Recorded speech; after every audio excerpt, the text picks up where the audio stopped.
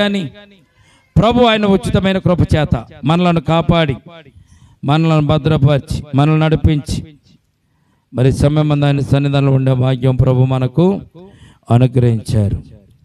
మరి నిర్గమకాండము మనము 12 అధ్యాయాలు మనం ధ్యానం చేసుకున్నాం. ఈ సమయం మనము 13వ అధ్యాయాన్ని ధ్యానం చేసుకుని దేవునికి ఆశీస్సులు ఆశీర్వాదాలు పొందుకోవడానికి మనం ప్రయత్నం చేద్దాం. చదువుదామండి. నిర్గమకాండము 13వ అధ్యాయము మొదటి వచనాన్ని మనము జ్ఞాపకం చేసుకుని ముందుకు వెళ్దాం. మరియు యెహోవా మోషేతో ఇలాగ సెలవిచ్చెను, ఇశ్రాయేలీయుల మనుషుల యొక్కయు పశువుల యొక్కయు ప్రథమ సంతతి అనగా ప్రతి తొలుచూలు పిల్లను నాకు ప్రతిష్ఠించుము, అది నాదని చెప్పాను. చిన్ని ప్రార్థన చేసుకుందాం. ప్రేమల తండ్రి, కృపగల దేవ, అందరం వల్లైనా ఈ సమయం ముందునైనా చదవబడిన లేఖనం భాగాన్ని విరిచి వడ్డించండి. నైనా నీ బిడ్డలు సాక్ష్యం ఇచ్చారు, వారి సాక్ష్యం తగినట్టుగా వారి జీవితాల్లో గొప్ప మేలును అనుగ్రహించండి. నైనా మరి సమయం ముందు కూడి వచ్చిన ప్రతి ఒక్క సంఘ బిడ్డని జ్ఞాపకం చేసుకొని వారి జీవితాలలో వారి బ్రతుకులో వారికి ఉన్నటువంటి అక్రతలు తీర్చండి, అవసరతలు తీర్చండి. వారికి ఉన్నటువంటి ప్రతి అవసరతను మరి తీర్చినైనా నైనా నీ సన్నిధాన ఆశీర్వాదం వారికి దయచేయండి. మరి ముఖ్యంగా ప్రభా చదవబడిన లేఖన భాగాన్ని విరిచి వడ్డించండి. కూడి వచ్చిన ప్రతి ఒక్క బిడ్డ వినగల చెవులు, గ్రహింపగల హృదయం, అంగీకరించే మనసు, ఆనందించే ఆత్మను దయచేయండి. నేను నిలబడిన దాసును కూడా మరుగుపరిచి దాసుని ముఖాంతరంలోంచి మీరే మాట్లాడమని సమయాన్ని, స్థలాన్ని మీ చేతులకు అప్పగించుకుంటూ యేసయ్య ఉన్నతమైన పరిశుద్ధ నామమున ప్రార్థించి మిక్కిలి వినయముతో బ్రతమాలి వేడుకొనుచున్నాము తండ్రి. ఆమేన్, ఆమేన్. ప్రియమైన బిడ్డలారా, ఈ సమయం ముందు మనము దేవుని వాక్యాన్ని చదువుకోవడానికి, ధ్యానం చేసుకోవడానికి ప్రభు మనకి ఇచ్చిన శ్రేష్టమైన కృపను బట్టి స్తోత్రాలు. 12 అధ్యాయాలు మనము ధ్యానం చేసుకున్నాము.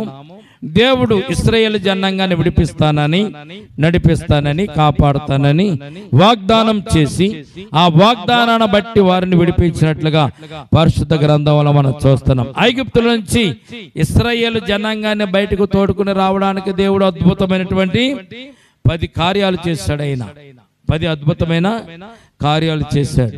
ఆఖరిగా ఆయన చేసిన కార్యం ఏంటంటే, ఐగుప్తు దేశంలో ఉన్నటువంటి పిల్లలందరూ, అంటే మొదటి సంతానం ఏదైతే ఉంటుందో, మనుషులలో కానీ పశువులలో కానీ ఏదైతే మొదటి సంతానం ఉంటుందో, మొదటి సంతానం అంతటిని నశింప చేస్తేనే గాని ఐగుప్తు రాజు అయినటువంటి ఫరో ఇశ్రాయేలు జనాంగాన్ని, దేవుని బిడ్డలను బయటకు పంపలేదు. వారు అక్కడి నుంచి బయలుదేరి వచ్చేటప్పుడు ఇరుగు పొరుగు వారిని, చుట్టాలని, దాని పక్కన ఉన్నటువంటి వారిని, స్త్రీలైతే స్త్రీలను, పురుషులైతే పురుషులను, వారికి ఉన్నటువంటి ఐగుప్తులో ఉన్నటువంటి వారి యొక్క ప్రజల్లో ఉన్నటువంటి బంగారం గాని, వెండి గాని, వస్త్రాలు గాని అడిగి తీసుకుని రమ్మని దేవుడు వారికి ఆజ్ఞాపించాడు. ఇన్ని సంవత్సరాలు మీరు కొలువు చేశారు, ఇన్ని సంవత్సరాలు మీరు కఠినమైన దాసోహం చేశారు కనుక దానికి తగినటువంటి ఫలితాన్ని మీరు పొందుకోవాలంటే పురుషులైతే పురుషుల దగ్గర బంగారం, వెండి తీసుకోండి, స్త్రీలైతే స్త్రీల దగ్గర బంగారము, వెండి వస్త్రాలు తీసుకోండి అని దేవుడు చెప్పినట్టుగా వారు తీసుకుని ఐగుప్తులోంచి బయలుదేరి పాలు తేళ్లు ప్రవహించే దేశానికి వారు బయలుదేరి వస్తున్నట్టుగా పరిశుద్ధ గ్రంథంలో మనం చూస్తున్నాం. అంటే 12వ అధ్యాయంలో వారు ఐగుప్తులో నుంచి ఇశ్రాయేలు జనాంగం అంతా విడుదల పొంది బయటకు వచ్చినట్లుగా లేఖన భాగాల్లో చూస్తున్నాం. బయటకు వచ్చిన తర్వాత దేవుడు వారికి ఒక కట్టడని, నియమాన్ని దేవుడు వారికి ఇస్తున్నాడు. ఇచ్చినటువంటి కట్టడ నియమము ఏమిటని మనం చూసినట్లయితే యెహోవా మోషేతో ఇలా చెప్తున్నాడు. ఆయన ఏమంటున్నాడంటే, ఇశ్రాయేలీయుల మనుషుల యొక్కయు పశువుల యొక్కయు ప్రథమ సంతతి అనగా ప్రతి తొలిచూలు పిల్లను నాకు ప్రతిష్ఠించుము, అది నాది అని దేవుడు తెలియజేస్తున్నాడు. దేవునికి స్తోత్రం కలుగునుగాక. ప్రతి తొలిచూలు పిల్లను, మనుషుల్లోనేమి గాని జంతువులలోనేమి గాని, ఏదైతే మీ ఇంట్లో మీరు పెంచుకుంటున్న జంతువులో గాని, మీకు పుట్టినటువంటి పిల్లల్లో గాని, తొలిచూలు పుట్టినటువంటి మగ సంతానం, అది కూడా ఆడ సంతానం కాదండి, ప్రతి మగ సంతానము, ప్రతి మగదియు జంతువుల్లో గాని మనుషుల్లో గాని నాకు ప్రతిష్ఠించాలి అని దేవుడు ఇక్కడ ఇశ్రాయేలు జనాంగానికి చెప్పమని మోషేతో చెప్తున్నట్టుగా మనం చూస్తున్నాం. కారణం ఏంటో తెలుసండి, దేవుడు మిమ్మలను బాహుబలము చేత, తన బలమైనటువంటి హస్తము చేత మిమ్మలను బయటికి విడిపించి తీసుకుని వచ్చాడు గనుక ఈ దినము నుంచి, ఈ అబీబు నెల నుంచి మీరు ఏం చేయాలి తెలుసా? ప్రతి సంవత్సరం ఏటేటా పులియను రొట్టెల పండుగను మీరు ఆచరించాలి.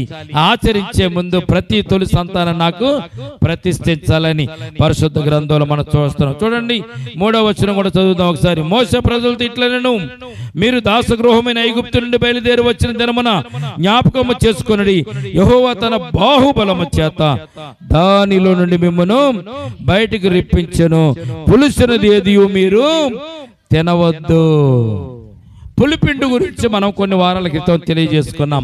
పులిపిండి, పులిసిన పిండి, పాతదైనటువంటి పిండి, పాతదైనటువంటి ముద్ద. ఎందుకు పులిసినది తినవద్దు అని దేవుడు ఇక్కడ తెలియజేస్తున్నాడంటే, 7 రోజులు పండుగ ఆచరించేటటువంటి కాలంలో పులిసినది ఏది కూడా మీ వద్ద ఉండకూడదు. పులిసినది అంటే ఏంటో తెలిసింది, ఐగుప్తులో మీరు పడ్డటువంటి శ్రమలు, మీరు పడ్డటువంటి బాధలు, మీరు పడ్డటువంటి ఇరుకులు, ఇబ్బందులు, ఆ ఇబ్బందుల్లో మీరు పెట్టిన మొరను మీరు జ్ఞాపకం చేసుకుని, అక్కడ కష్టాలు మీరు పడ్డారు కనుక, కష్టాల నుంచి విడుదల పొందారు కనుక వాటిని జ్ఞాపకం చేసుకుంటూ ఆ బాధను విడిచిపెట్టడానికి మీరు ఏం చేయాలి? పులిసిన పిండిని మీరు తినకూడదు. పులిపిండి మీరు తినకూడదు. పులిపిండి మీ వద్ద అసలు ఉండకూడదు. కారణం ఏంటంటే, పులిపిండి లేని వారుగా మీరు ఉండాలి. పులిపిండి అంటే పాపముతో సమానమని ఇదివరకు మనం జ్ఞాపకం చేసుకున్నాం. కనుక ఆ బలము చేత ఆయన దానిలోని మిమ్మల్ని ఐగుప్తు నుంచి బయటకు రప్పించను కనుక పులిసినది ఏదియో తినవద్దు అన్నాడు. 4వ వచనం.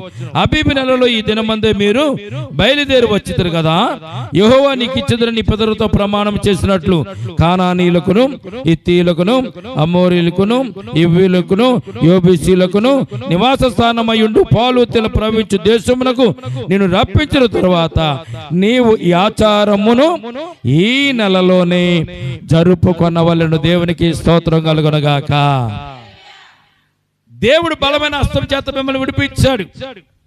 ఎలాగ విడిపించాడు? ఆయన ఏ మాత్రం కూడా రాజుకి భయం లేదు, దేవుడు అంటే భయం లేదు, దేవుడు అంటే మహిమలు అంటే భయం లేదు, దేవుని మాట అంటే భయం లేదు. అటువంటి దేవుడు అటువంటి రాజును దేవుడు భయపెట్టాడు. ఎలా భయపెట్టాడండి బాబోయ్? ఇశ్రాయేలు జనాంగం మన దేశంలో ఉండడానికి వీలు లేదు. మన సంతానం అంతా, మగ సంతానం అంతా చనిపోయింది. మొదటి సంతానం అంతా కూడా దేవుడు తన మహిమ చేత, తన బలము చేత, తన శక్తి చేత వారిని అందరూ కూడా మరణింప చేశాడు కనుక వారిని మనము వెళ్ళిపోనిద్దాము, వారిని తోలివేద్దామని వారిని తోలివేసినట్టుగా పరిశుద్ధ గ్రంథంలో మనం చూడగలుగుతున్న దేవునికి స్తోత్రం కలుగునుగాక. ఎందుకంటే ఆ రాజు వారిని వెళ్ళగొట్టినట్టుగా పరిశుద్ధ గ్రంథంలో మనం చూస్తున్నాం. 12వ అధ్యాయం 39వ వచనం చదువుతాను, జాగ్రత్తగా ఆలకించండి. వారు ఐగుప్తులో నుండి తెచ్చిన పిండి ముద్దతో పొంగని రొట్టెలు చేసి కాల్చిరి. వారు ఐగుప్తులో నుండి వెళ్ళగొట్టబడి తడువు చేయలేకపోయారు కనుక అది పులిసి ఉండలేదు. వెళ్ళగొట్టబడ్డారంట. రాజుగారు వెళ్ళగొట్టాడు, ప్రజలు కూడా వెళ్ళగొట్టారు. ఎందుకంటే వెళ్ళగొట్టడానికి కూడా కారణం ఉందండి.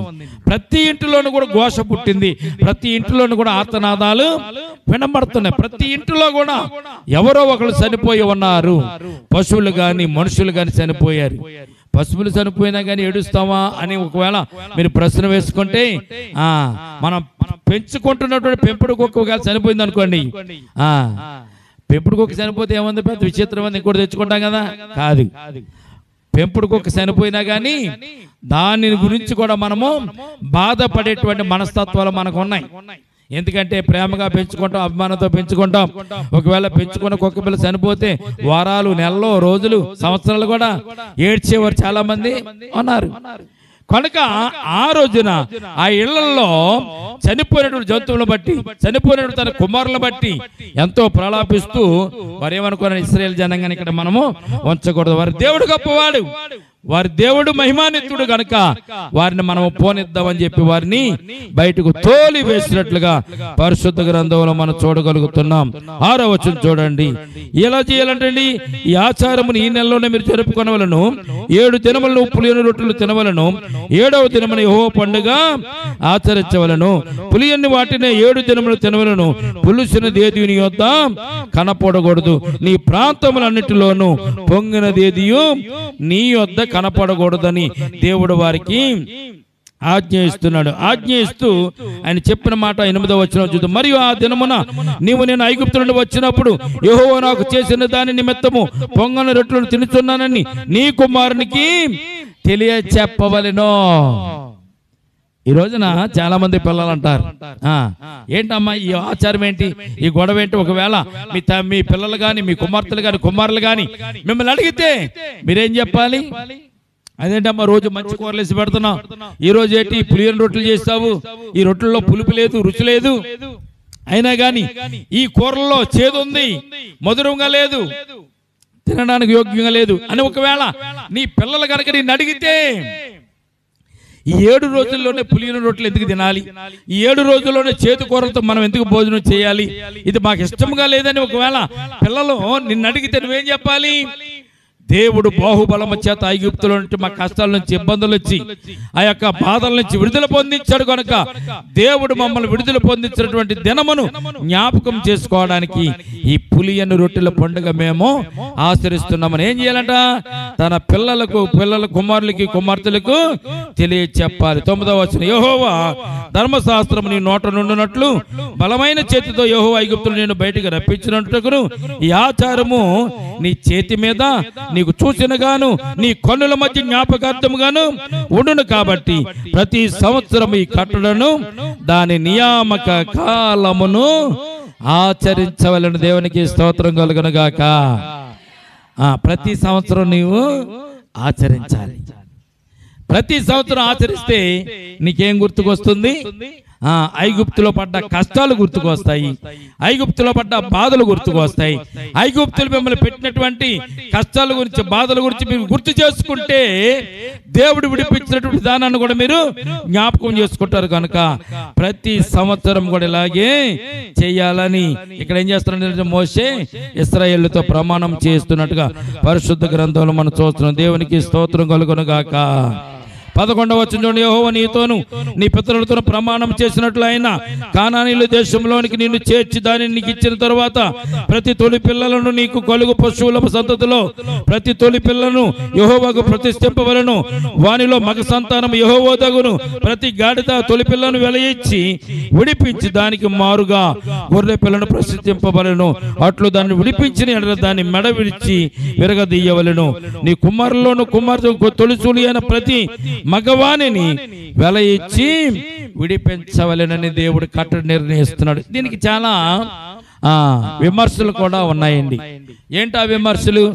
ప్రతి తొలిచూలు పిల్ల దేవునికి ప్రతిష్ఠించమన్నారు కదా, గాడిదలో కూడా ఇవ్వాలండి. మరి గాడిద అపవిత్రమైంది కదా, గాడిద అపవిత్రమైంది కదా, కోడి కూడా అపవిత్రమైంది కదా. తెచ్చుకుంటున్న ప్రతి జీవిలోను ప్రతి జంతువులోను దేవునికి మొదటి సంతానాన్ని ఇవ్వాలని దేవుడు కట్టడి ఇచ్చాడు. చాలా మందికి ఉన్నటువంటి మనం ఏంటంటే, మరి పుట్టిన పిల్లవాడు మగ పిల్లవాడు అయితే మగ పిల్లవాడిని తీసుకుని వెళ్ళి దేవునికి బలి ఇచ్చేయాలా అనేటువంటి ఆలోచన కూడా చాలా మందిలో ఉంటుంది. కొంతమంది అర్థాలు తీసుకునే విషయంలో దేవుడిని తప్పు పట్టాలని ఆలోచన చేస్తూ ఉంటారు. మన ఇంట్లో ఎవరైనా తొలి పిల్ల పుట్టారనుకో, మగ పిల్లవాడు పుట్టాడు అనుకోని, మనం ఏం చేయాలి? ఆ తొలి పిల్లవాడు పుట్టినప్పుడు దేవుని సన్నిధానం తీసుకుని వచ్చి, ఇది మగ పిల్లవాడు మగ సంతానము నాకు వారసుడు కనుక ఈ వారసుడిని దేవునికి నేను ప్రతిష్ఠిస్తున్నాను అని చెప్పి ఆ ప్రతిష్ఠిస్తున్నటువంటి కుమారుని తీసుకుని వచ్చి కుమారునికి మారుగా ఒక గొర్రె పిల్లను దేవుని సన్నిధానంలో అర్పించాలని పరిశుద్ధ గ్రంథం మనకు తెలియజేయబడుతుంది. దేవునికి స్తోత్రం కలుగును గాక. ప్రతి తొలిచూలి పిల్లకు బదులుగా గాడిద అయితే గాడిదకి బదులుగా ఏమివ్వాలి? ఒక మేక పిల్లను తీసుకొచ్చి ప్రతిష్ఠించాలి. అలాగే ఏదైనా నీవు కుమారుడికైతే కుమారుడికి మొదలుగా గొర్రె పిల్లను తీసుకుని వచ్చి ప్రతిష్ఠించాలి. ఇది దేవుడి యొక్క కట్టడ అని పరిశుద్ధ గ్రంథం మనకి తెలియజేయబడుతుంది. 14వ వచనం చూస్తే, ఇక మీదట నీ కుమారుడిది ఏమిటని నిన్ను అడుగునప్పుడు, పిల్లలు అడుగుతారు కదా సర్వసాధారణంగా, ఏమిటని ఒకవేళ తల్లిదండ్రులు అడిగినప్పుడు నీవు వారిని చూసి, బాహుబలము చేత యెహోవా దాసగృహమైన ఐగుప్తుల నుండి మనలను బయటికి రప్పించెను, ఫరో మనలను పోనీయకుండా తన మనసును కఠినపరుచుకొనగా యెహోవా మనుషులను తొలి సంతానమేమి జంతువుల తొలి సంతానమేమి ఐగుప్తుల తొలి సంతానం అంతయు సంహరించెను. ఆ హేతువు చేతను నేను మగదైనను ప్రతి తొలిచూలు పిల్లను యెహోవాకు బలిగా అర్పించుదును. అయితే నా కుమారులలో ప్రతి తొలి సంతానం వెల ఇచ్చి విడిపించుదునని నీ పిల్లలకు నీవు చెప్పవలెను. దేవునికి స్తోత్రం కలుగును గాక. సమూయేలు గురించి మనకు తెలుసు. సమూయేలు గ్రంథంలో సమూయేలు యొక్క ప్రవక్తన గురించి తెలిసినప్పుడు, హన్నా ప్రార్థన చేసినప్పుడు, హన్నా ప్రార్థన దేవుడు ఆలకించి కుమారుని ఇచ్చినప్పుడు హన్నా ఏం చేసింది తెలుసండి? ఆ కుమారుణ్ణి, ప్రభువా నాకు గుడ్రాలనేటువంటి మాటను తీసివేస్తే, గుడ్రాలనేటువంటి అపవాదును అపనింద నా నుంచి తొలగిస్తే, నువ్వు ఇచ్చేటువంటి కుమారుణ్ణి నేనేం చేస్తాను, నీకు సమర్పించుకుంటానంది. దేవునికి స్తోత్రం కలుగును గాక. దేవుడు ఆమె ప్రార్థన ఆలకించి ప్రార్థన జవాబుగా మగ సంతానాన్ని దేవుడు ఇచ్చాడు. దేవుడు ఇచ్చిన వెంటనే ఆమె ఏం చేసిందండి? చక్కగా కొమ్మని పాలు విడిచే వరకు పెంచి, పాలు విడిచిన తర్వాత తీసుకుని వెళ్ళి ఒక గొర్రె పిల్లను సమూయేలును తీసుకుని వెళ్ళి ఏం చేసిందండి? దేవునికి ప్రతిష్ఠించింది. దేవుని సన్నిధి విడిచిపెట్టి వచ్చేసింది. ప్రతిష్ఠించడం అంటే అది ప్రియమైన బిడ్డలారా, ఒకవేళ దేవుడు నువ్వు మొక్కుకొనక ఉండి ఒకవేళ మగ సంతానం కనుక పుడితే, మగ సంతానం దేవుని సన్నిధిలో ప్రతిష్ఠించాలి కనుక మగ సంతానానికి బదులుగా నీవు ఒక గొర్రె పిల్లను తీసుకుని వెళ్ళి దేవునికి సమర్పించవచ్చు అని బైబిల్ తెలియజేస్తుంది. ఈ ఆచారాన్ని మార్పు చేసుకుని ఈ రోజున మన ఇళ్లలో ఎవరన్నా పిల్లలు పుడితే మనం ఏం చేస్తున్నాం?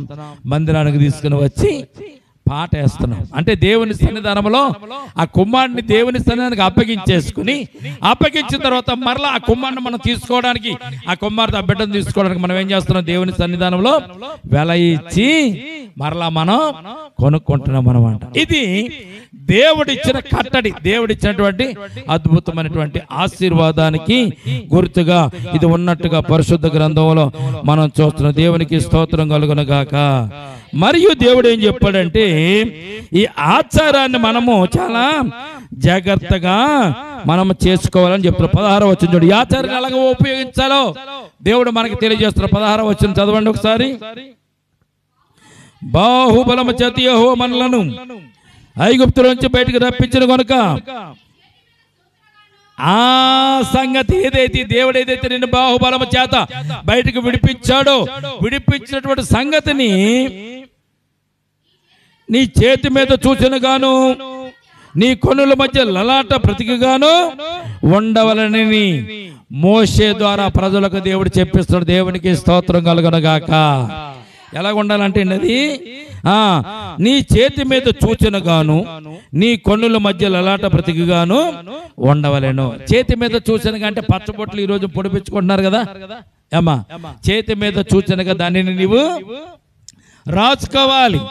కనుల మధ్య లలాటముగా అంటే పాపిడి బిందులు పెట్టుకుంటారు చూసారా, కనుల మధ్య బాస్కంగా నీవు కట్టుకోవాలి. ఇది కట్టుకోవాలి అంతేగాని ఈ బాస్కాలు కాదు మనం కట్టుకోవాల్సింది. దేవుడు చేసిన అద్భుతమైన కార్యాలను మనము బాస్కంగా కట్టుకోవాలి. చేతికి మనము వాటిని చేతి మీద వాటిని రాసుకోవాలి. ఎందుకంటే ఇది కట్టడా, దేవుడు మనకు నిర్ణయించినటువంటి కట్టడని పరిశుద్ధ గ్రంథం మనకు తెలియజేయబడుతుంది. కనుక ప్రియమైన బిడ్డలారా, ఈ సమయం అంతా మీకు జ్ఞాపకం చేస్తున్నాను. ఎందుకంటే దేవుడిచ్చే కట్టడ చాలా శ్రేష్టమైనది. ఈ రోజున ఆ రోజుల్లో పూర్వకాలంలో పాత నిబంధనలో మరి ఆ కట్టలు ఉన్నాయి కదండి. మరి ఈ రోజున మనం ఆచరిస్తున్నామా అంటే ఈ రోజు కూడా మనము ఆచరిస్తున్నాం. ఎలాగా?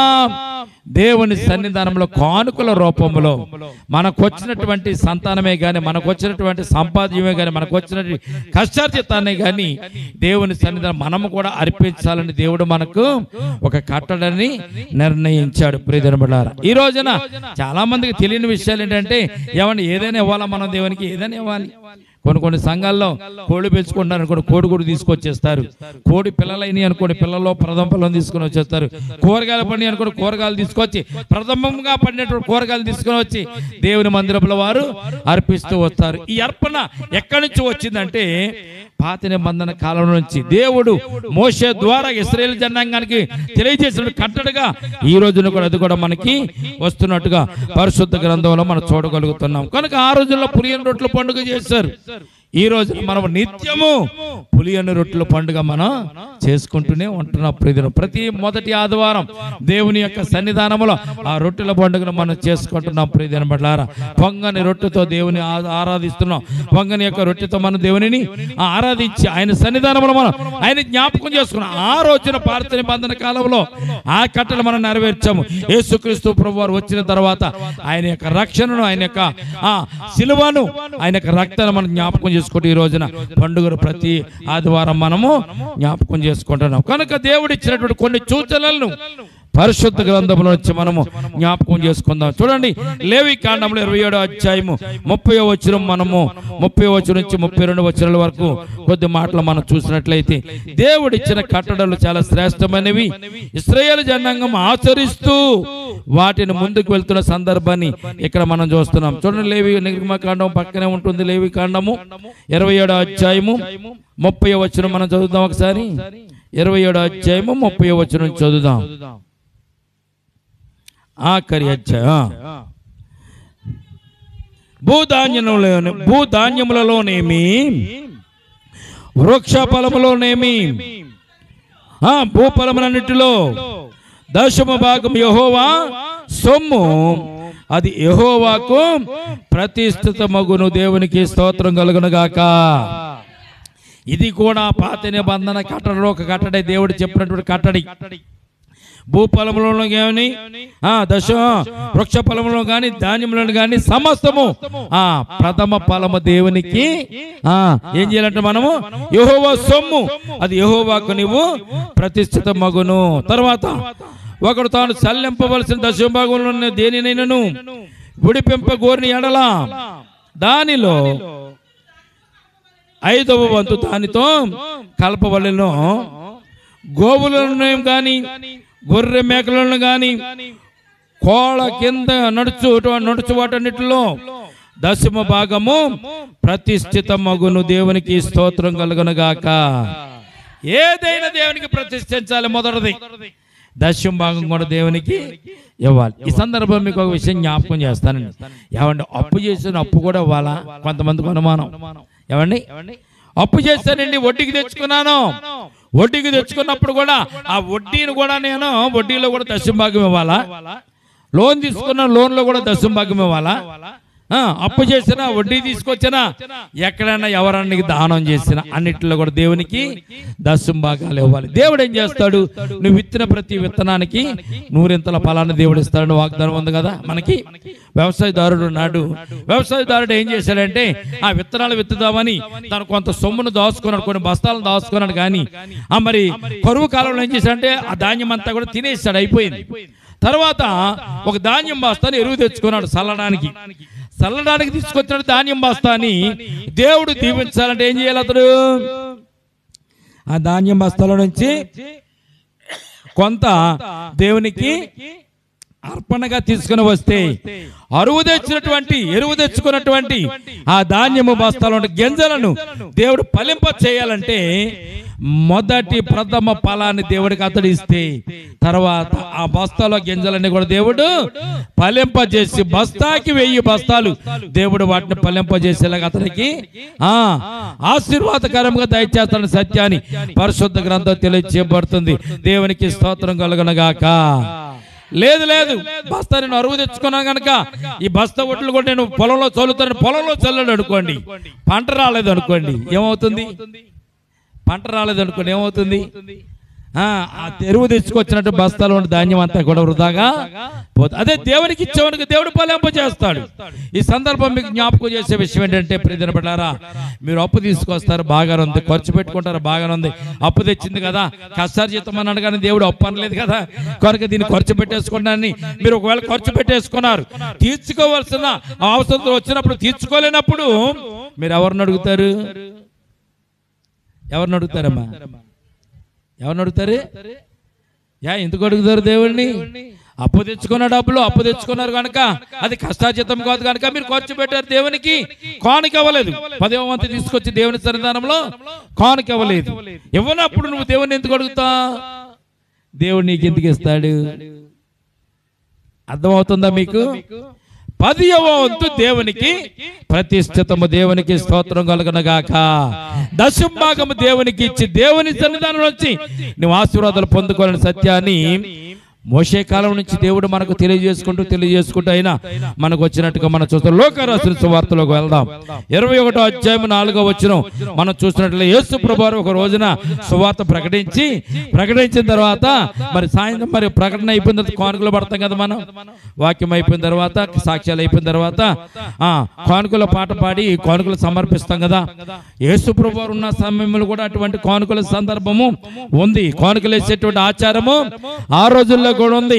ఆ రోజుల్లో ఉన్నప్పుడు యేసుప్రభువారు ఆ కానుకలు అర్పించే పెట్టి దగ్గర యేసుప్రభువారు కూర్చున్నాడు. చదవండి ఒకసారి.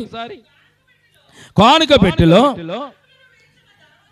ఆ కానుక వేయుచున్నటువంటి ధనవంతులను ఆయన పారజూచెను. ఒక పేద విధవరాలు 2 కాసులు అందులో వేయుచుండగా చూసి ఈ పేద విధవరాలు అందరికంటే ఎక్కువ వేశారని మీతో నిజముగా చెప్పుచున్నాను అని యేసుప్రభువారు అక్కడ సాక్ష్యం చెప్తారు. దేవునికి స్తోత్రం కలుగునగాక. శిష్యులు పిలిచి చెప్పారు యేసుప్రభువారు. ఎందుకు అంత ప్రాముఖ్యంగా ప్రాధాన్యముగా యేసుప్రభువారు ఆమె గురించి అక్కడ చెప్పడానికి గల కారణం ఏంటో తెలుసండి. అక్కడికి వచ్చిన ధనవంతులు అంటే మరొకసారి చదవండి. ఏం చేశారంటండి? వారు కొన్నటువంటి భాగ్యంలో నుంచి చదువుతాం మరొకసారి. వారందరూ ఏంటంటే వారికి కలిగిన సమృద్ధిలో నుండి కానుకలు వేసిరు గాని ఈమె తనకున్నటువంటి లేమిలో చాలండి. ధనవంతులైతే సమృద్ధిలో నుంచి కొంత భాగం తీసుకొచ్చి దేవుని కానుక వేశారు. కానీ పేద విధవరాలు ఏం చేసిందంటే లేమిలో కూడా దేవునికి కలిగిన దానినంతా కూడా దేవుని సన్నిధానంలో సమర్పించిందంట. అర్థం ఏంటంటే ప్రియదినబడ్డారా, నీకున్నదంతా దేవునికి ఇచ్చేస్తే నువ్వేం బతుకుతావు? నువ్వేం తింటావు? ఏం ఖర్చు పెట్టుకుంటావు? నా దగ్గర దశంభాగం ఉంది, దశంభాగం వేద్దామని దాచుకున్న తర్వాత ఈ కష్టం వచ్చింది, కరెంట్ బిల్లు కట్టాలి, అప్పులోడు వచ్చాడు, బాకీలు తీర్చుకోవాలి, వడ్డీలోడు వచ్చాడు, మీద పడిపోతున్నాడు, పోన్లే దేవునికి తర్వాత ఇద్దాంలే అనుకుని తీసిన దశంభాగమును కూడా ఖర్చు పెట్టుకునే రోజులు ఈ రోజులు. దశంభాగాన్ని పక్కన పెట్టి దాన్ని కూడా ఖర్చు పెట్టుకునేటువంటి రోజులు ఈ రోజులు. ఏమ్మా ఎంతమంది ఎన్నిసార్లు చేయలేదు అలాగా? దేవునికి ఇవ్వాల్సిన దశంభాగంలోంచి కూడా తీసిన డబ్బుల్ని ఖర్చు పెట్టుకున్న సందర్భాలు మనకు ఉన్నవి. అది మన అవసరాలను బట్టి మనం జరిగించుకుంటూ ఉంటాం. కానీ అది దేవునికి ఇష్టమైనది కాదు, దేవుని ఫలింపజేసేది కాదు. ఒకవేళ నువ్వు ఖర్చు పెట్టుకున్నా కానీ ఖర్చు పెట్టేసుకో, చెప్పత నీది కాబట్టి. కానీ దేవుడు నిన్ను ఆశీర్వదించాలంటే దేవుడి దగ్గర దానిని విత్తాలి. ఒక విత్తనం విత్తితే 100 ఫలితాన్ని ఇస్తున్నాడు దేవుడు. 10 విత్తనాలు విడితే 10 100 ఫలితాన్ని ఇస్తున్నాడు గొప్ప దేవుడు. ఈ సమయం ముందు మీరు దేవుడిచ్చిన ప్రథమ సంతతి, ప్రథమ ఫలము దేవునికి అర్పించాలి. అది దేవుని యొక్క కట్టడ. చూడండి మార్కు రాసిన సువార్త 1వ అధ్యాయం 44వ వచనంలో కూడా ఇదే విషయాన్ని ప్రస్తావిస్తున్నారు. చదువుదాం ఒకసారి. మార్కు సువార్త 1వ అధ్యాయం 44.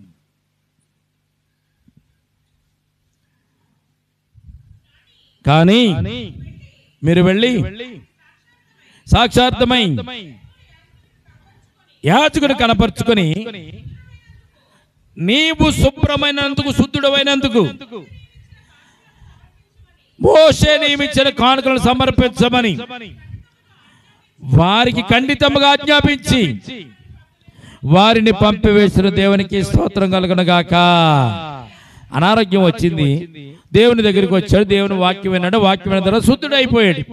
శుద్ధుడైపోయిన తర్వాత యేసు ప్రభువు చెప్తున్న అక్కడ మాట ఏంటో తెలుసండి, నీ దేహము శుద్ధి అయినది కనుక నీవు వెళ్ళి మోషే నియమించినటువంటి కానుకలను మందిరంలో నీవు సమర్పించమని యేసు ప్రభువు ఇక్కడ చెప్తున్నట్టుగా మనం చూస్తున్నాం. దేవునికి స్తోత్రం కలుగునుగాక. 12వ అధ్యాయం 41 నుంచి 42, 43 చదువుతాం చూడండి. అదే మార్కు రాసిన సువార్త 12వ అధ్యాయం 41, 42, 43 వచనాలు కూడా చదువుదాం. ఆయన కానుక పెట్టి దగ్గర కూర్చుండి జనసమూహము కానుక పెట్టిలో డబ్బులు వేచుంటుందో చూచుచుండెను. ధనవంతులైనటువంటి అనేకులు అందులో విశేషంగా సొమ్ము వేచుండిరి. ఒక పేద విధవరాలు వచ్చి 2 కాసులు వేయగా ఆయన తన శిష్యులను పిలిచి కానుక పెట్టులో డబ్బులు వేసిన వారందరికంటే ఈ పేద విధవరాలు ఎక్కువ వేసినని నిశ్చయముగా చెప్తున్నాడు యేసుక్రీస్తు ప్రభువారు. దేవునికి స్తోత్రం కలుగును గాక.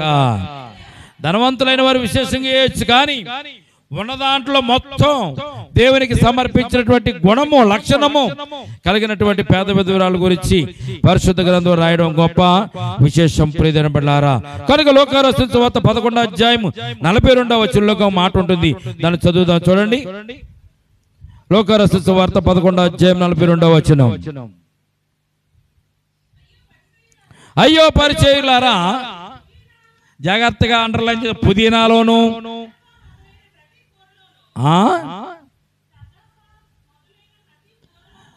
ప్రతి కూరలోను 10వ వంతు చెల్లించుచున్నారే గాని కూరల్లో కూడా ప్రథమ ఫలం ఇవ్వాలంటే ప్రియమైన బిడ్డలారా, నువ్వు కూర మొక్కలు వేసుకుని అనుకో, తోటకూర వేసుకుని అనుకోండి, లేకపోతే గోంగూర వేసుకున్నావు, కానీ కూర మొక్కల్లో కూడా, పుదీనాలో కూడా, జీలకర్రలో కూడా దేవునికి ప్రథమ ఫలము దేవుడు ఇవ్వాలని ఆ రోజున వారికి తెలియజేసినట్లుగా పరిశుద్ధ గ్రంథంలో మనం చూస్తున్నాం. ఎబ్రీయుల రాసిన పత్రిక 7వ అధ్యాయము 2వ వచనం కూడా చదువుకుని మనము ముందుకు వెళ్దాం. ఎబ్రీయుల రాసిన పత్రిక 7వ అధ్యాయము 2వ వచనం, 3వ వచనం, 4వ వచనం కూడా చదువుతామండి. ఎబ్రీయుల రాసిన పత్రిక 7వ అధ్యాయము 2వ వచనం, 3వ వచనం, 4వ వచనం చూద్దాం. ఎబ్రీ పత్రికలో నుంచి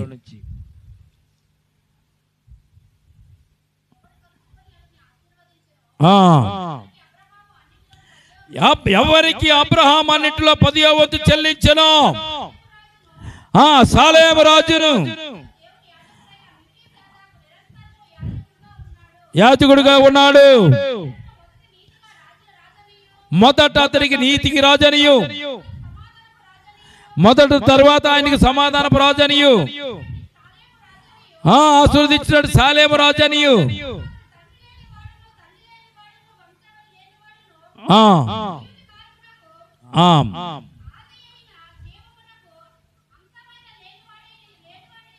ఉండి పోలి ఉన్నాడు. దేవునికి స్తోత్రం కలుగును గాక. అబ్రహాము గారు దేవుడికి ఇచ్చాడండి దశమ భాగం. దేవునికి స్తోత్రం కలుగును గాక. అబ్రహాము దేవుడికి దశమ భాగం ఇచ్చాడు. మెల్కీసెదెకు అయినటువంటి దేవునికి దశమ భాగం ఇచ్చాడు. గొప్పవాడు అబ్రహాము గారి సత్యాన్ని పరిశుద్ధ గ్రంథం మనకి తెలియజేయబడుతుంది. అందుకే మలాకీ గ్రంథంలో 3వ అధ్యాయం 10వ వచనం కూడా రాయబడి ఉంటుంది, కానుకల నిమిత్తము. మలాకీ గ్రంథము 3వ అధ్యాయం 10వ వచనం. మలాకీ గ్రంథం ఎక్కడ ఉంటుంది? మత్తయి సువార్తకు ముందుగా ఉంటుంది అనమాట. పాత నిబంధన గ్రంథం ఎండింగ్, నూతన నిబంధన స్టార్టింగ్. కనుక మలాకీలోకి వెళ్తాం. చూడండి, 3వ అధ్యాయం 10వ వచనం.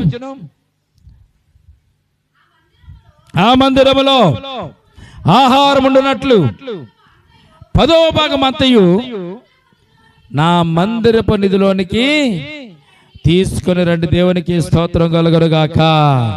నా మందిరములో ఆహారం ఉండునట్లు. మందిరంలో ఆహారం ఎవరు తింటారండి? ఎవరు తింటారు? అమ్మా మీరే తింటారు, మీకేం పని? మందిరంలో ఆహారం మీద సేవకుడు కుటుంబం తినాలి. మీరు తీసుకొచ్చే కానుకల్లో బియ్యం మాకు వారం అంతా సరిపోద్దమ్మా? వారం అంతా సరిపోతుందా? 4 మనుషులు బ్రతకడానికి, 4 మనుషులు జీవించడానికి మీరు తెచ్చిన కానుక, మీరు తెచ్చిన బియ్యం సరిపోతుందా? దేవుడు ఏం చెప్తున్నాడు? నా మందిరములో ఆహారం ఉండునట్లు 10వ వంతు మందిరము ధననిధిలోనికి మీరు తీసుకుని రావాలి. ఇక కూర సంగతి దేవుడి వరకు మీరు ఇచ్చే డబ్బుల్లో కూర సంగతి, కానుకల్లో కూర సంగతి చూస్తే వారం అంతా మేము ఏమేసి తినాలమ్మా? సార్లు పచ్చి పులుసులు అని వేసుకుని తినాలి. దైవ సేవకులు, దేవుని బిడ్డలు, దేవుని సేవకులు, దేవునికి ఇచ్చినటువంటి దేవుని సేవకుని బిడ్డలు మీరిచ్చే కానుకలతో తృప్తి పొందాలి. తృప్తి పొందిన తర్వాత మీరిచ్చిన కానుకలను తిని, మీరిచ్చిన బియ్యాన్ని వండుకు తిని మిమ్మల్ని మేము ప్రార్థిస్తే ఆ ప్రార్థన మీ కుటుంబాలకు ఆశీర్వాదకరముగా ఉంటుంది. దేవునికి స్తోత్రం కలుగునగాక. వాటిని తిని మీ గురించి మేము ప్రార్థన చేయాలి. తిని ప్రార్థన చేస్తున్నప్పుడు దేవుడు మీకు ఆశీర్వాదాలు దయచేస్తాడు. ఇది దేవుడు ఇచ్చినటువంటి కట్టడగా పరిశుద్ధ గ్రంథంలో మనం చూడగలుగుతున్నాం ప్రియమైన బిడ్డలారా.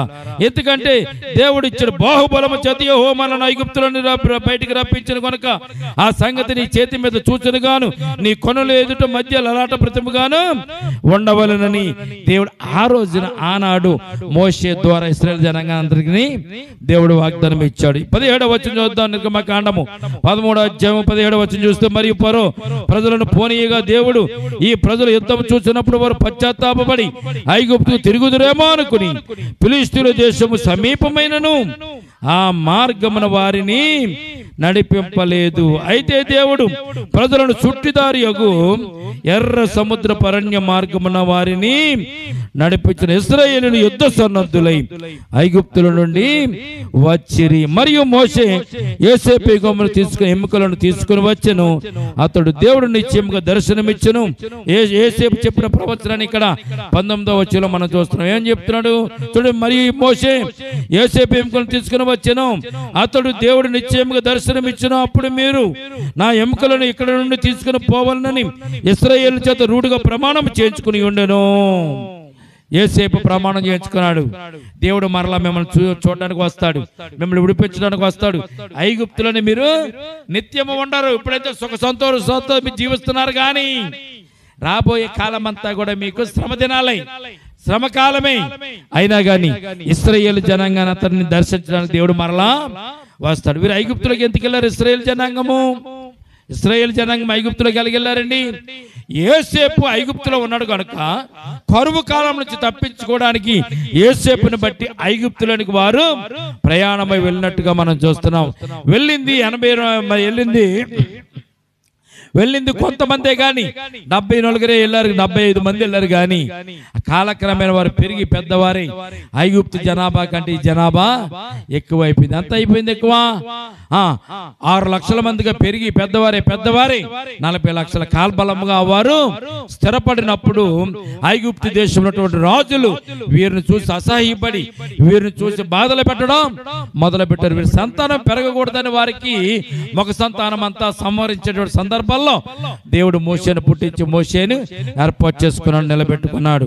గమనించినట్లయితే ఇక్కడ యోసేపు యొక్క ప్రవచనాన్ని, యోసేపు యొక్క మాటలను ఇక్కడ గుర్తు చేసుకుంటున్నాడు. ఏమని గుర్తు చేస్తున్నాడు?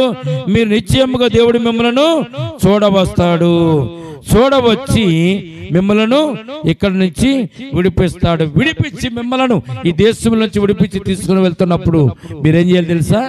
నా ఎముకలు ఇక్కడ ఉంచకండి. నా ఎముకలు తీసుకుని వెళ్ళి కానానులో ఏం చేయాలి? మీరు పాతి పెట్టాలని యోసేపు వారితో ప్రమాణం చేయించుకున్నాడు. ఆ ప్రమాణం జ్ఞాపకం చేసుకున్నట్టు మోషే యోసేపు యొక్క అస్థికలను తీసుకుని ప్రయాణం అయిపోతున్నట్టుగా పరిశుద్ధ గ్రంథంలో మనం చూస్తున్నాం. చదువుదామా? 21వ వచనం చూస్తే, వారు పగలు రాత్రి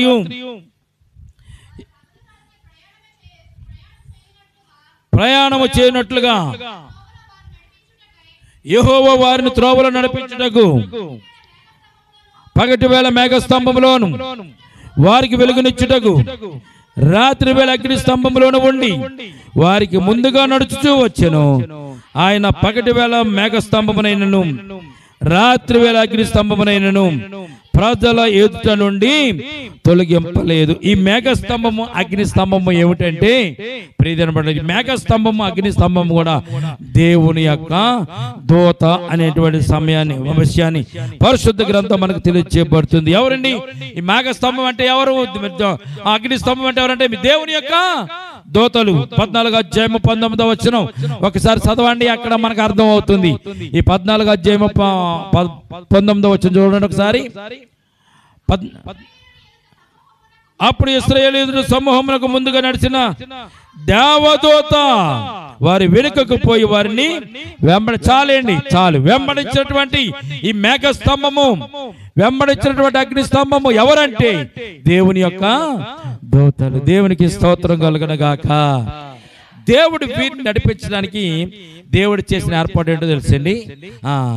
పగలు ఎండ దెబ్బ తగలకుండా మేఘస్తంభమును కాపుదలగా వచ్చి దేవుడు వారిని నడిపించాడు. ఈ మేఘస్తంభం ఏం చేస్తుందంటే, ఈ మేఘము ఎక్కడికైతే వెళ్ళి నిలుస్తుందో, మేఘము నిలిచిన చోట వీరు బస చేయాలి. అక్కడ వారు డేరాలు వేసుకుని అక్కడ నివసించాలి. మరలా మేఘము కదిలినప్పుడు వీరు మరలా అక్కడి నుంచి ప్రయాణము సాగించాలి. దేవుడు వారికి ఇచ్చినటువంటి సూచన అన్నమాట. అబ్బో ఇక్కడ బాగాలేదు, ఈ ప్రదేశం బాగాలేదు, మనం ముందుకు వెళ్ళిపోదామని ఒకడు ముందుగాను ఒకడు వెనక్కి వెళ్ళడానికి వీలు లేదు.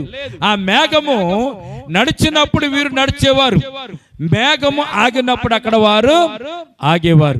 రాత్రులు వారు ఆగిన స్థలంలో చీకటిగా ఉంటుంది కనుక, ఆ రోజుల్లో కరెంటు స్తంభాలు కానీ ఎలక్ట్రిసిటీ కానీ అక్కడ వారికి లేదు కనుక, దేవుడు అద్భుతమైనటువంటి ఆశ్చర్యమైనటువంటి కార్యాలు వారి జీవితంలో జరిగిస్తూ పగలు మేఘములో ఉండి ఆయన నీడను కలిగించేవాడు, రాత్రులు అగ్ని స్తంభములో ఉండి వారికి వెలుగును దయచేసేవాడు. దేవునికి స్తోత్రం కలుగును గాక. వీరు ప్రయాణం చేసే ప్రయాణము ఏ మార్గం ఉండదు? అరణ్యపు మార్గం. అరణ్యంలో ఏముంటాయి? పులులు ఉంటాయి, తోడేళ్ళు ఉంటాయి, సింహాలు ఉంటాయి, క్రూరమైన మృగాలు ఉంటాయి. క్రూరమైన మృగాలకి ఏంటంటే భయం, వెలుగంటే భయం, మంటంటే భయం. వెలుగు వెళ్తున్నటువంటి ప్రదేశానికి అవి రావు. రాత్రి ప్రదేశంలోనే, చీకటి ప్రదేశంలోనే అవి వేటాడుతూ ఉంటాయి కనుక ప్రియమైన బిడ్డలారా, దేవుని యొక్క కాపుదల చూడండి. అగ్ని స్తంభములో ఉండి వారికి కాపుదలగా ఉండి వారిని అరణ్య మార్గం నడిపించినట్లుగా ఈ పరిశుద్ధ గ్రంథంలో మనం చూడగలుగుతున్నాం. దేవునికి స్తోత్రం కలుగును గాక. గొప్పదైన మాట ఏంటో తెలుసండి. ప్రజల ఎదుటి నుండి అగ్ని స్తంభమును మేఘ స్తంభమును దేవుడు తొలగింపలేదు. దేవునికి స్తోత్రం కలుగును గాక. ఆశ్చర్యమే కదండి. అగ్ని స్తంభాన్ని మేఘ స్తంభాన్ని ప్రజల ఎదుటి నుండి ఆయన ఎప్పుడు కూడా తొలగించలేదంటే ఎన్ని సంవత్సరాలు? 40 సంవత్సరాల పాటు దేవుడు వారికి కాపుదలగా ఉంచి ఆయన కృపను గురించి వారిని నడిపించినట్లుగా పరిశుద్ధ గ్రంథంలో మనము చూడగలుగుతున్నాం. ఈ రోజున మనల్ని కూడా దేవుడు అలాగే నడిపిస్తున్నాడు. లేకపోతే ఎప్పుడో మనము కాటికి కాలు చేసి కాటికి మనము వెళ్ళిపోయి ఉండేవారు. ఎప్పుడో మనలను సమాధిలో పెట్టి పూర్తి చేసి ప్రతి సంవత్సరం సమాధుల పండుగలో మనలను ఆయన మన వారు గుర్తు చేసుకునేవారు. కారణం ఏమిటంటే దేవుని కాపుదల లేకపోతే మన జీవితాలు, మన బ్రతుకులు కూడా ఈ లోకంలో వ్యర్థమనే సత్యాన్ని పరిశుద్ధ గ్రంథం మనకు తెలియజేస్తుంది. కనుక దేవుడు మోషే ద్వారా చెప్పాడు, ప్రథమ ఫలము దేవునిది, 10వ వంతు దేవునిది, ప్రథమ పుత్రుని దేవునికి ప్రతిష్ఠించాలి. నీ కుమారుని బదులు ఒక మేకను ఇచ్చి వెల ఇచ్చి కొని ఆ యొక్క గొర్రెను గాని గొర్రె పిల్లను గాని దేవునికి ప్రతిష్ఠించాలని దేవుడు కట్టడిగా వారికి తెలియజేస్తాడు. రెండవది, ప్రతి సంవత్సరం కూడా పులియని రొట్టెల పండుగ మీరు ఆచరించాలని దేవుడు తెలియజేస్తాడు. ఆ పులియని రొట్టెల పండుగ ఎందుకు ఆచరించాలని పిల్లలు కనుక అడిగితే, ఇది దేవుడు బాహుబలము చేత ఐగుప్తులో వచ్చి మమ్మల్ని విడిపించాడు. 430 సంవత్సరాల మీద కఠిన దాసోహం చేసిన తర్వాత దేవుడు మమ్మల్ని విడిపించాడని చెప్పడానికి గుర్తుగా ఈ ఆచారాన్ని మీరు ఆచరించాలని దేవుడు వారికి కట్టడగా నిర్ణయించాడు. ఈ రోజున మనల్ని కూడా దేవుడు ప్రథమ ఫలాన్ని, దశమ భాగాన్ని, కృతజ్ఞత కానుకలను కూడా దేవునికి అర్పించాలని దేవుడు మనకు తెలియజేశాడు. అట్టి ఆచారాలు నెరవేర్చుకుంటూ ముందుకు సాగుతూ దేవుని యొక్క కృపకు మనం పాత్రలు అవుదాం. ఈ కొద్ది మాటలు దేవుడు దీవించి మనలను ఆశీర్వదించును గాక. ఆమేన్. తల వంచండి, ప్రార్థన చేసుకుందాం. ప్రేమల తండ్రి, కృపగల దేవందమనైనా నాయన ప్రభు, మరి నిర్గమకాండము 13వ అధ్యాయం ధ్యానం చేసుకోవడానికి మీరు చూపించిన శ్రేష్టమైన కృపను బట్టి స్తోత్రాలు తండ్రి. ఐగుప్తులోంచి నీ ప్రజలు విడిపించిన తర్వాత, ఐగుప్తు దేశంలో నుంచి వారిని ప్రభు బయటికి రప్పించిన తర్వాత, ఇదిగోనైనా ప్రభు మోషే ద్వారా ఒక కట్టడం ప్రభు ఇశ్రాయేల్ జనాంగానికి మీరు ఇస్తున్నారు.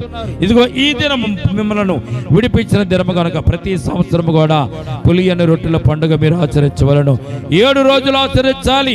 7 రోజులు కూడా పులిసినదేది మీ గృహాలలో, ఇళ్లలో మీ మధ్యన ఉండకూడదు. పులియని రొట్టెలు చేసుకొని వాటితో చేదు కూరలతో మీరు భోజనం చేయాలి. ఇవి ఏమిటి నీ పిల్లలు అడిగినప్పుడు యెహోవా బాహుబలము చేత ఐగుప్తు నుంచి మమ్మలను విడిపించాడని చెప్పడానికి సాక్షాత్తుగా మీ చేతి మీద రాసుకోవాలి, మీ నుదుటి మీద లలాటముగా ఉండాలని ప్రభువా మీరు జ్ఞాపకం చేస్తున్నారు. ఈ సందర్భంలో ప్రభువా పాత నిబంధన గ్రంథంలో అటువంటి కట్టడ మీరు ఇచ్చారు. నూతన నిబంధన గ్రంథంలో కూడా ప్రభువా దశమ భాగములను ప్రథమ ఫలములను కృతజ్ఞత కానుకలను సమర్పించాలి. మీ ప్రథమ ఫలము నాదే అని మీరు తెలియజేస్తున్నందుకు స్తోత్రాలు తండ్రి. కూడి వచ్చిన సంఘాన్ని సంఘ బిడ్డలు కూడా జ్ఞాపకం చేసుకోండి. వారు అర్పించే ప్రతి కానుక, ప్రతి దశమ భాగము, ప్రతి కృతజ్ఞత కానుక వారి జీవితాల్లో ప్రభు ఆశీర్వాదాలు నన్ను ఫలింపచేసేవిగా ఉన్నవని సత్యాన్ని మీరు మాకు తెలియజేస్తున్నందుకు స్తోత్రాలు తండ్రి. కూడి వచ్చిన సంఘాన్ని సంఘ బిడ్డలు మీరు జ్ఞాపకం చేసుకోండి. అలనాడు ఇశ్రాయేలు జనాంగాన్ని ఐగుప్తు నుంచి దాసోహం నుంచి విడిపించారు. ఈ రోజున ప్రభు పాపం అనే దాసోహము నుంచి, నరకం అనే దాసోహము నుంచి నేను ప్రభు నైనా మరి నరకానికి వెళ్ళేటటువంటి నేను మార్గంలో నుంచి మమ్మల్ని విమోచించి మమ్మల్ని కాపాడి నీ రక్తం చేత మమ్మల్ని కడిగి పవిత్రపరిచారు కనుక నిన్ను జ్ఞాపకం చేసుకుంటూ ప్రతి వారము మిమ్మల్ని జ్ఞాపకం చేసుకుంటూ ఈ లోకంలో మేము జీవించడానికి నీ కృప మాకు అనుగ్రహించండి. కూడి వచ్చిన సంఘాన్ని సంఘ బిడ్డలు కూడా మీరు జ్ఞాపకం చేసుకోండి నైనా. ఇంతవరకు నేను ప్రభు మీరు మాతో మాట్లాడిన స్తోత్రాలు చెల్లించుకుంటూ మీరు మాట్లాడిన ప్రతి మాటను ప్రభువునైనా మా హృదయంలో భద్రం చేసుకున్న ప్రభు నీ కట్టలలో మేము ఆచరించేవారుగా, నీ కట్టలలో ప్రభునైనా మేము ముందుకు సాగేవారుగా నీ బిడ్డల మీద మమ్మల్ని అందరూ కూడా దీవించమని ఈ సమయం ముందు ఎవరైతే నీ సన్నిధానంలో గుప్పులు విప్పినైనా నేను వారు కానుకలు సమర్పించి ఉన్నారు. నేనా దశమ భాగములు కృతజ్ఞత కానుకలను ప్రథమ ఫలాలను బట్టి మీకు స్తోత్రాలు తండ్రి. నైనా గుప్పులు విప్పి సమర్పించిన ప్రతి కానుకలు మీరు దృష్టించండి. నేను వారి జీవితంలో మేలుతో నింపిన ప్రభువా ఆ కానుకల ప్రభు 20 గాను 30 గాను 60 గాను 100 గాను 1000 ఫలితాన్ని బిడ్డలకు దయచేయండి తండ్రి. ఆకాశవాక్యాలు విప్పండి పట్టణాలను ఆశీర్వాదాలు ప్రభా నీ బిడ్డల పైన కుమ్మరించండి. వారు తినగా మిగలడానికి, ఖర్చు పెట్టగా మిగలడానికి, ఇంటద్దులు కట్టుకోవడానికి, కరెంటు బిల్లు కట్టుకోవడానికి, వారికి ఉన్నటువంటి పిల్లలను చదివించుకోవడానికినైనా, వారికి ఉన్నటువంటి బాకీలు తీర్చుకోవడానికి, వడ్డీలు తీర్చుకోవడానికినైనా నేను వారమంతా ప్రభునైన వారు గడుపుకోవడానికి కావాల్సినటువంటి చక్కని ఆశీర్వాదాలు ప్రభా దీవెనల వర్షము వారి మీద కుమ్మరించమని ఈ సందర్భంలో సమయంలో ప్రార్థిస్తున్నాం తండ్రి. నైనా ఇక్కడ వచ్చిన సంఘాన్ని సంఘ బిడ్డలు మీరు జ్ఞాపకం చేసుకోండి. ఉద్యోగం లేని వారికి ఉద్యోగం, వ్యాపారం లేని వారికి వ్యాపారం, చేతి పని లేని వారికి చేతి పని, గృహిణులుగా ఉంటూ గృహత్వం చేస్తున్న ప్రతి ఒక్క బిడ్డలను జ్ఞాపకం చేసుకొని వారి గృహత్వంలో ప్రభునైనా మీరే తోడుగా ఉండి నడిపించండి. వారు చేస్తున్న ప్రతి పనిని కూడా ఫలింపచేయండి, ఆశీర్వదించండి, దీవించండి తండ్రి. ఈ సందర్భంలో ప్రభునైనా కూడి వచ్చిన ప్రతి ఒక్క బిడ్డను ప్రభా మీ దక్షిణాస్తం చాచి గాయపనాస్తం చాచి ముట్టండి, స్వస్థపరచండి, ఆరోగ్యం తెచ్చండి. ఇరుకులు ఉన్న వారికి విడుదల, అనారోగ్యం ఉన్న వారికి స్వస్థత, నైనా ఇబ్బందులు ఉన్న వారికి, ఆర్థికపరమైనటువంటి ఇబ్బందులు ఉన్న వారికి నైనా ఆర్థికపర సమస్య నుంచి విడుదల కలిగించే సంపూర్ణమైనటువంటి ఆశీస్సులు, ఆశీర్వాదాలు ప్రభు నీ బిడ్డల పైన కుమ్మరించమని, అలాగే ప్రభునైనా చిన్న బిడ్డలు జ్ఞాపకం చేసుకుని వారికి ఆరోగ్యం, శక్తి, బలము దయచేయండి. ఎండాకాలం అంతా కూడా ప్రభు సంఘం పైన, సంఘ బిడ్డల పైన నైనా నీ మేఘ స్తంభం ప్రభు నన్ను వారి మీద నన్ను ప్రభు ఉంచి ఎండాకాలంలో వెళ్తున్న మార్గం ముందు వస్తున్న కాపుదలు దయచేయమని ప్రార్థిస్తున్నాం. ఇదిగో ప్రభు ఇంటర్మీడియట్ పరీక్షలు రాసిన బిడ్డలు బట్టి ప్రార్థిస్తున్నాం తండ్రి. నైనా వారు అందరూ కూడా ప్రభు రాసిన వారందరూ కూడా చక్కగా పాస్ అవ్వడానికి కృప చూపించండి. ముందు తరగతులకు వెళ్ళడానికి నైనా కృప చూపించండి. సోమవారం నుంచి నేను 10వ తరగతి పరీక్షలు నేను ప్రభు ప్రారంభమవుతున్నాయి కనుకనైనా ఆ 10వ తరగతి పరీక్షల్లో రాస్తున్నటువంటి బిడ్డలను కూడా జ్ఞాపకం చేసుకోండి. సంవత్సరం అంతా వారు చదువుకొని ప్రభు నైనా పరీక్షలకు హాజరవుతుండగా ప్రభు చదివిన ప్రతి చదువు అంతా కూడా వారికి జ్ఞాపకం ఉండి గుర్తుండినైనా చక్కగా పరీక్షలు రాసి పాస్ అయిందండి. నైనా ముందు క్లాసులకు వెళ్ళడానికి అన్ని కృప చూపించండి. ఏదైనా నీ జ్ఞానంతో, నీ తెలివితో ప్రభునైనా ఆ బిడ్డలందరూ కూడా నింపినండి ప్రభు. వారి జీవితంలో అద్భుతమైన కార్యాలు జరిగించమని ఈ సమయం అంతా ప్రార్థిస్తున్నాం తండ్రి. పరీక్షలకు వెళ్ళేటువంటి బిడ్డలు ప్రభు ఒక్క నిమిషము కూడా లేటు కాకుండా ప్రభు ముందుగా తయారయ్యాయి పరీక్ష హాల్కి వెళ్ళడానికి నైనా సమయానికి నేను ప్రభు వారు హాలు దగ్గరికి వెళ్ళి పరీక్షలు రాయడానికి కూడా అనుకూలమైనటువంటి సమయాలు వారికి దయచేయమని ప్రార్థన చేస్తున్నాం తండ్రి. అలాగే నేను ఎండాకాలమునైనా ఎండాకాలమునైనా ఎండలు మెండుగా ఉన్నాయి తండ్రి. నైనా బయటికి వెళ్ళేవారు, బయట నుంచి ఇంటికి వచ్చేవారు ప్రభా, ఇంటికి వచ్చేదాకా నేను ప్రభునైనా వారి యొక్క జీవితాల వారి యొక్క బ్రతుకుల ప్రభా కష్టతరముగా ఉన్నాయి కనుక తండ్రి నేను ఈ బిడ్డలందరూ మీ చేతికి అప్పగించుకుంటున్నాం తండ్రి. నేను వడదెబ్బ తగలకుండా ఎండ దెబ్బ తగలకుండానైనా నీ బిడ్డలను కాపాడండి, భద్రపరచండి. ఈ ఎండకు తీసుకోవాల్సిన జాగ్రత్తలు తీసుకుంటూనైనా ఇదిగో ప్రభు వారు క్షేమంగా ఉండడానికి, ఆరోగ్యంగా ఉండడానికి నైనా నీ కృప వారి మీద చూపించమని ప్రార్థిస్తున్నాం. మా చుట్టుపక్కల ఉన్న ప్రతి ఇంటిని, ప్రతి గృహాన్ని కూడా జ్ఞాపకం చేసుకొని ప్రతి గృహం చుట్టూ కంచి వేసి కాపుదలు దయచేయండి. ఏ గృహంలో అయితే ఏ అవసరతలు ఉన్నాయో అవసరతలన్నీ మీరే తీర్చండి తండ్రి. అనారోగ్యం ఉన్న ప్రతి ఒక్క బిడ్డని ప్రభావం మీరు కొట్టి స్వస్థపరిచి ఆరోగ్యము దయచేయండి తండ్రి. నీ మార్గం సత్యమైనది, నీ మార్గం నిత్యమైనది నైనా. నేనే మార్గము, నేనే సత్యం, నేనే జీవము తెలియజేసి నైనా మమ్మల్ని అందరూ కూడా జీవింపజేస్తున్న యేసయ్య నీ మార్గంలో ప్రభు నైనా శ్రేష్టమైనటువంటి జీవితం ఉందన్న సత్యం వారు కూడా తెలుసుకొని నీ మార్గంలోనికి రావడానికి కృప చూపించండి. ఇది మతము కాదు, మార్గం అనే సత్యాన్ని వారు తెలుసుకునేలాగా నీ కృప చూపించండి. ఈ సమయం అంతా కూడి వచ్చిన సంఘాన్ని, సంఘ బిడ్డలకు జ్ఞాపకం చేసుకోండి నైనా. నిలబడిన అవసరం కూడా మరుగుపరిచి మీరే మాతో మాట్లాడేందుకు స్తోత్రాలు చెల్లించుకుంటూ ఈ మాటలన్నీ కూడా ప్రభా నీ బిడ్డల జీవితంలో ఫలింపచేయమని వచ్చేవారం అంతా కూడా మీ కాపుతలతో నింపి కృపతో నింపి నడిపించుదురుగా. కానీ నీ సన్నిధాన పాస్తురోధ నీ బిడ్డల గృహాలలో వచ్చండి, వారు వెళ్తున్న మార్గాలలో వచ్చండి, వారు చేస్తున్న పనుల్లో వచ్చండి, వారికి ఉన్న అగ్రతల అవసరం తీరులాగా కృప చూపించమని యేసయ్య ఉన్నతమైన పరిశుద్ధ నామమున ప్రార్థించి మిక్కిలి వినయముతో బ్రతిమాలి వేడుకొంచున్నాము తండ్రి. ఆమేన్, ఆమేన్. మన తండ్రి అయిన దేవుని ప్రేమయు, కుమారుడైన యేసుక్రీస్తు కృపయు, పరిశుద్ధాత్మని సహవాసం ఇప్పుడు ఎల్లప్పుడు ప్రవచ పర్యంతం సంగమునకును మనకును సదాకాలము తోడు నెడుకుండును గాక. ఆమేన్. యేసు రక్తమే జయం, ప్రవేశ రక్తమే జయం. యేసు నామమున సంపూర్ణ విజయం కలుగును గాక. ఆమేన్, ఆమేన్.